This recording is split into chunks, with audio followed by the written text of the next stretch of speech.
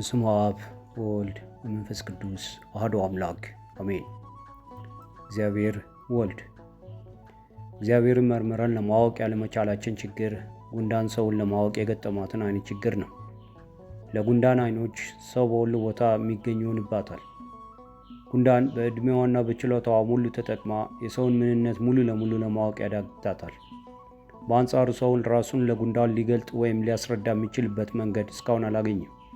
እንዴት ያለ አሳዛኝ ነገር ነው!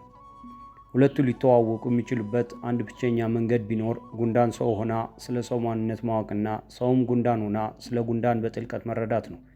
የሚያሳዝነው ግን ሁለቱም ይህንን አሳዛኝ ነገር መፍታት አለመቻላቸው ነው። በዚህ የተነሳ የሰውም የጉንዳንም ችግር ለዘላለም ይቀጥላል። እግዚአብሔርንም የማወቅ ነገር እንዲሁ ሊሆን ይችላል። ሰው በጠባቡ አእምሮ ሊኖር የሚችለውን የችሎታውን ድንበር አልፎ እግዚአብሔርን ሊያውቅም ሆነ ሊያይ አይችልም። ወደ እውነተኛው የወይን ዛፍ ምሳሌ ስንመለስ ዛፍ በመሬት ውስጥ ሆኖ በማይታየው ስሩ ሲኖር የስሩን መኖር ግን ላናውቅ ወይም ላንረዳ ወይም የስሩን ጥልቅ መለያ ምልክት ለይተን ለማወቅ ያለመቻል እድል ሊኖረን እንደሚችል ባለመዘንጋት ነው። ይህም ስለ ዛፍ የእውቀት እጥረት ያለብን መሆኑ ማሳያ ነው። የወይኑን ዛፍ መኖሩን ከነመለያ ማንነቱ ለማወቅ ከስሩ በተጨማሪ አንድ ነገር ያስፈልገናል። ዛፉ ራሱን ገልጾ ማስረዳት መቻል አለበት። ቅጠሎቹንና ፍሬዎቹን የያዙትን ቅርንጫፎች ወይም በሌላ ቋንቋ የዛፉን ምስል ማየት ያስፈልገናል። እነዚህን ማየት ከቻልን ዛፉን እያየው ነው፣ ዛፉ ይኸውና ይህንንና ይህን የመሰሉም መለያ ምልክቶች አሉት ማለት እንችላለን። እግዚአብሔር ወልድ እግዚአብሔር ራሱን የገለጠበት መንገድ የወይን ዛፉን የመሰለ ነው። እግዚአብሔር እንደ ወይን ዛፍ ስር የማይታይ ነው። ቅዱስ ጳውሎስም ይህንን ሲያረጋግጥልን እርሱ የማይታይ አምላክ ምሳሌ ነው ተብሎ በቆላስያስ ምዕራፍ 1 ከቁጥር 15 ተጽፏል። በአንድ ቦታ ብቻ ሊገኝ ከሚችለው ከወይኑ ዛፍ ስር በተለየ መልኩ እግዚአብሔር በሁሉም ስፍራ ያለና የሚኖር ምሉእ በኩሌሄ ነው። እግዚአብሔር ለነቢዩ ኤርምያስ ሰው በስውር ቢሸሸግ እኔ አላየውምን? ሰማይና ምድርንስ የሞላው እኔ አይደለሁምን? ተብሎ በኤርምያስ ትንቢተ ኤርምያስ ምዕራፍ 23 ከቁጥር 24 እንዳለው ልበ አምላክ ዳዊትም በመዝሙሩ ከመንፈስህ ወዴት እሄዳለሁ? ከፊትስ ወዴት እሸሻለሁ? ወደ ሰማይ ብወጣ አንተ በዚያ አለህ፣ ወደ ሲኦልም ብወርድ በዚያ አለህ። እንደ ንስር የንጋትም ክንፍ ብወሰድ እስከ ባህር መጨረሻም ብበር በዚያ እጅህ ትመራኛለች፣ ቀኝም ትይዘኛለች ብሎ በመዝሙረ ዳዊት 138 ከቁጥር 7 እስከ 10 በአድናቆት እንደዘመረለት እግዚአብሔር ሙሉእ በኩሌሄ ነውና። ወንጌላዊ ቅዱስ ዮሐንስ እንደተናገረው መቼም ቢሆን እግዚአብሔርን ያየው አንድ ስንኳ የለም ብሎ በዮሐንስ ወንጌል ምዕራፍ 1 ከቁጥር 18 እንደገለጸልን እግዚአብሔር ቅዱስ ጳውሎስ እንደተናገረው ማንም ሊቀርበው በማይችል ብርሃን ይኖራል፣ እርሱ ብቻ የማይሞት ነው። ማንም ሊቀርበው በማይችል ብርሃን ይኖራል፣ አንድ ሰው እንኳ አላየውም ሊያየውም አይችልም ብሎ በአንደኛ ጢሞቴዎስ ምዕራፍ 6 ከቁጥር 16 እንደገለጸው እግዚአብሔር ሙሴንም ሰው አይቶኝ አይድንምና ፊቴን ማየት አይቻልህም ብሎታል በዘጸአት 33 ከቁጥር 20። እነዚህን እውነታዎች መሰረት አድርገን የተወሰንን የሆነ እኛ የማይወሰነውን ምሉእ በኩሌሄ እና የማይታይ የሆነውን እግዚአብሔርን እንዴት ልናውቀው እንችላለን? እግዚአብሔር ልናውቀው እስከፈለግን ድረስ ይህ ጥያቄ ይኖራል። ለጥያቄያችንም መልስ ካላገኘን ስለ እግዚአብሔር ሰው መሆን ደግሞ ለመረዳት ሌላ ችግር ይገጥመናል። ይህ ችግር ምናልባትም እግዚአብሔር ራሱን ሊገልጥልን አልቻለም ወይም አምላክ አይደለም ወይም የለም ወደ ማለት ሊያደርሰን ይችል ይሆናል። የወይን ዛፍ ራሱን በቅርንጫፎቹ ወይም በስዕሉ መግለጥ እንደቻለ ሁሉ እግዚአብሔርም ለፍጥረታቱ ራሱን የሚገልጥበት መንገድ አለውና እግዚአብሔርን አመስግኑት።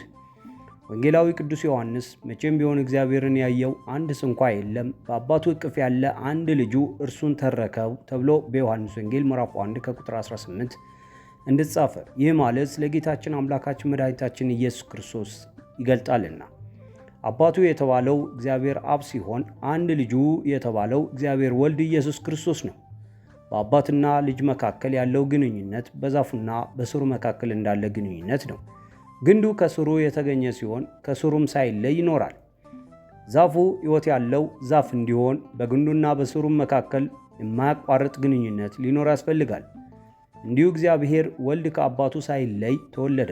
ጌታችን አብ በእኔ እንደሆነ እኔም በአብ እንደሆንሁ ታውቁ ታስተውሉም ዘንድ ሥራውን እመኑ ብሎ በዮሐንስ ወንጌል ምዕራፍ 10 ከቁጥር 30 እንደተናገረው የወይኑ ዛፍ ግንድ ከሥሩ ጋር አንድ ነው። እግዚአብሔር ወልድ ከአባቱ ከእግዚአብሔር አብ ጋር እንዲሁ አንድ ነው። ጌታችን አምላካችን መድኃኒታችን ኢየሱስ ክርስቶስ እኔና አብ አንድ ነን ብሎ በዮሐንስ ምዕራፍ 10 ከቁጥር 30 እንደገለጸው የወይኑ ዛፍ ግንድ ወይም ስዕሉ ተፈጥሮንና ሕልውናውን ያስረዳል። ግንዱንና በላዩ የሚገኙትን የተሸከማቸውን ቅርንጫፎች፣ ቅጠሎችና ፍሬዎች ተመልክተንም እዚህ ጋር ዛፍ አለ ልንል እንችላለን።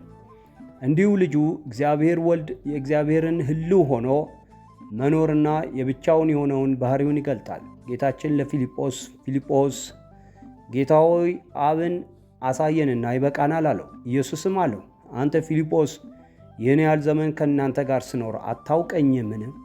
እኔን ያየ አብን አይተዋል፣ እንዴትስ አንተ አብን አሳየን ትላለህ? ብሎ በዮሐንስ ወንጌል ምዕራፍ 14 ከቁጥር 8 እስከ 9 እንዳለው ኢየሱስ የእግዚአብሔር ልጅ እንደሆነ በሚታመን ሁሉ እግዚአብሔር በእርሱ ይኖራል፣ እርሱም በእግዚአብሔር ይኖራል።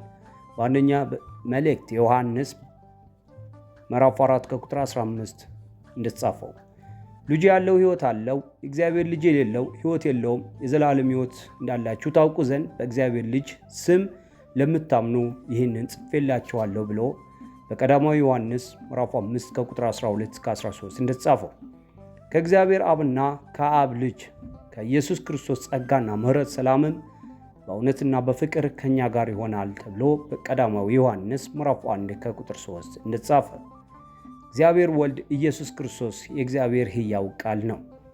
ወልድ ወይም ልጁ የእግዚአብሔር ቃል ይባላል። ቃል ለመግባባት መሠረት ነው። እግዚአብሔር የተናገረን በልጁ በኢየሱስ ክርስቶስ በኩል ነው። እግዚአብሔር ስለ ራሱ ሊገልጥልን ሊነግረን የወደደው ሁሉ የተገለጠልን በአምላካችን በመድኃኒታችን በኢየሱስ ክርስቶስ ነው። አምላካችን መድኃኒታችን ኢየሱስ ክርስቶስ ሥጋ የለበሰ ሕያው የእግዚአብሔር ቃል ነው። ለቅዱስ ፊልጶስ እኔ በአብ እንዳለው አብን በእኔ እንዳለ አታምንምን?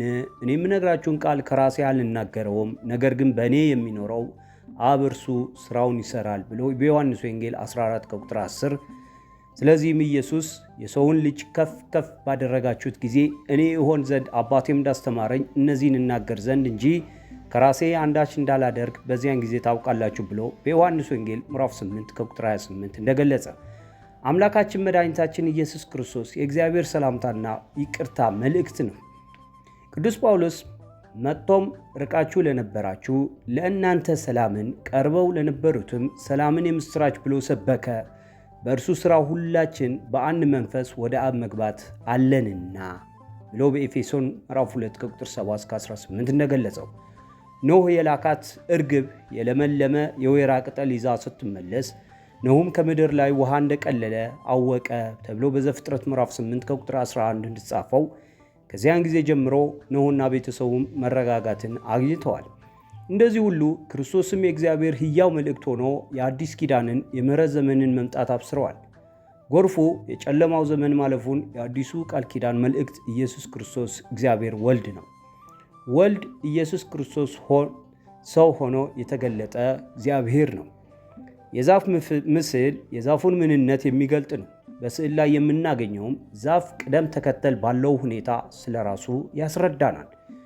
ኢየሱስ ክርስቶስ የእግዚአብሔር ቃል ነው ስንል እግዚአብሔር ልንረዳው በምንችልበት ግልጽ መንገድ ራሱን በልጁ በእግዚአብሔር ወልድ ኢየሱስ ክርስቶስ አማኑኤል መድኃኔ ዓለም በኩል ገልጦልናል ማለታችን ነው። ቅደም ተከተሉን በጠበቀ መልኩ ስለ እግዚአብሔር የምናስረዳበት እርሱ ልጁ ወይም እግዚአብሔር ወልድ ኢየሱስ ክርስቶስ አማኑኤል መድኃኔ ዓለም ነው። ቅዱስ ጳውሎስ ይህንን እውነት በተለያዩ መንገዶች በሚከተሉ መልኩ ገልጦታል። ክርስቶስ እርሱ የማይታይ አምላክ ምሳሌ ነው ብሎ በቆላስይስ ምዕራፍ 1 ከቁጥር 15 እንደተጻፈው ክርስቶስ ልጁ የክብሩ መንጸባረቅና የባህሪው ምሳሌ ሆኖ ሁሉም በስልጣኑ ቃል እየደገፈ ኃጢአታችንን በራሱ ካነጻ በኋላ በሰማያት በግርማው ቀኝ ተቀመጠ ተብሎ በዕብራውያን ምዕራፍ 1 ከቁጥር 3 እንደተገለጸው ቅዱስ ዮሐንስም የእግዚአብሔርም ልጅ እንደመጣ እውነተኛም የሆነውን እናውቅ ዘንድ ልቦናን እንደሰጠን እናውቃለን። እውነተኛም በሆነው በእርሱ አለን። እርሱም ልጁ ኢየሱስ ክርስቶስ ነው። እርሱ እውነተኛ አምላክና የዘላለም ሕይወት ነው ይላል በቀዳማዊ ዮሐንስ ምዕራፍ 5 ከቁጥር 20። ኅብረታችንም ከአባት ጋር ከልጁም ከኢየሱስ ጋር ነው ይላል በቀዳማዊ ዮሐንስ ምዕራፍ 1 ከቁጥር 3። የኢየሱስ ክርስቶስ የእግዚአብሔር ልጅነት የእግዚአብሔርን ሰው ሆኖ መገለጥ የሚያስረዳ ነው። ቅዱስ ዮሐንስም መቼም ቢሆን እግዚአብሔርን ያየው አንድ ስንኳ የለም፣ በአባቱ እቅፍ ያለ አንድ ልጁ እርሱ ተረከው ተብሎ በዮሐንስ ወንጌል ምዕራፍ 1 ከቁጥር 18። ቅዱስ ጳውሎስም ነገር ግን የዘመኑ ፍጻሜ በደረሰ ጊዜ እግዚአብሔር ከሴት የተወለደውን ከሕግም በታች የተወለደውን ልጁን ላከ ብሎ በገላትያ ምዕራፍ 4 ከቁጥር 4 እንደገለጸው እግዚአብሔር ወልድ ማጠቃለያው። ስለ ኢየሱስ ክርስቶስ ስንናገር የምንናገረው ሰማይና ምድር ፈጥሮ ሰው በመሆኑ ራሱን ስለገለጠው እግዚአብሔር ነው። ኢየሱስ ክርስቶስ በሥጋ የተገለጠ እግዚአብሔር ነውና እግዚአብሔርንም የመምሰል ምስጢር ያለ ጥርጥር ታላቅ ነው። በሥጋ ተገለጠ፣ በመንፈስ የጸደቀ፣ ለመላእክት የታየ፣ በአሕዛብ የተሰበከ፣ በዓለም የታመነ፣ በክብር ያረገ በአንደኛ ጢሞቴዎስ ምዕራፍ 3 ከቁጥር 16። እግዚአብሔር የተገለጠው በልጁ በቃሉ በኢየሱስ ክርስቶስ ነው። የሐዋርያት ሥራ ምዕራፍ 2 ከቁጥር 22፣ እንዲሁም ሮሜ ምዕራፍ 1 ከቁጥር 3 ከ4፣ እንዲሁም ደግሞ ቲቶ 3 ከቁጥር 4።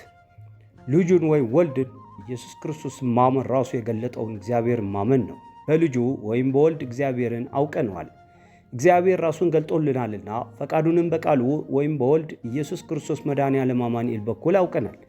በእግዚአብሔር ልጅ ማመን ማለት አንድ እግዚአብሔር ሰው ሆኖ በሥጋ ማርያም እንደተገለጠ ማመን ነው።